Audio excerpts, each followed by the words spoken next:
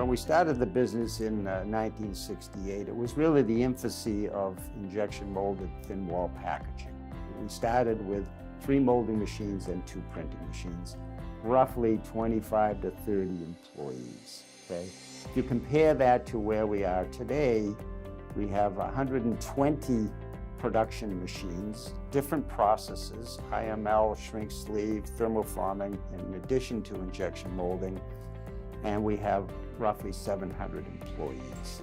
Well, one of the things that's interesting about Polytainers is we don't focus on employees, we focus on team members. Our team members came to Canada, they're mostly immigrants, have been through the years. They came to Canada mostly for their children. They worked hard, they could work 5 days a week, they could work 7 days a week, it didn't make any difference. They were here to build a future for themselves and their families. So that's been very critical to our success, and I have to acknowledge the fact that this is one reason why we're here today.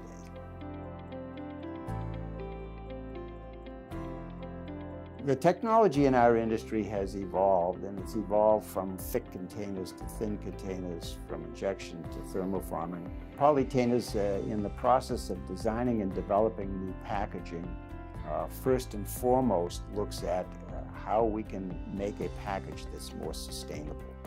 What does that really mean? You might think it's only the weight of the container. It's much beyond that. It's the density of the container, it's the stack height, it's how many you can get in a box, how many you can get in a truck. All of these things represent sustainable advantages that our modern packaging provides. In the last 8 years, we have transitioned from injection molding to other technologies, including thermoforming that provides greater sustainability, lower cost, and an equivalent quality product. We've also introduced things like IML, which is in-mold labeling, which has given us the opportunity to provide customers with an assortment of options relative to the decoration of packaging.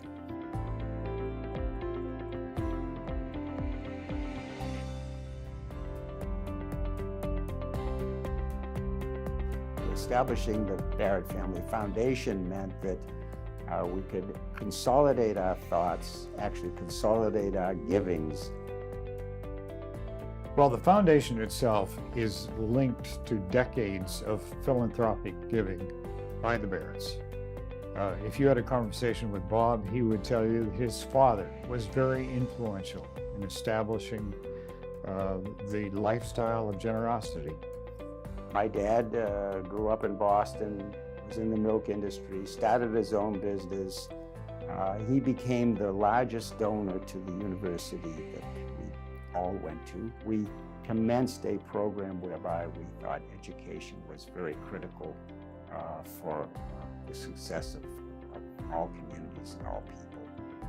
That led to the development of the scholarship programs that Polytainers gave for employees, and also for the development of the Barrett Family Foundation, which has a high focus on education.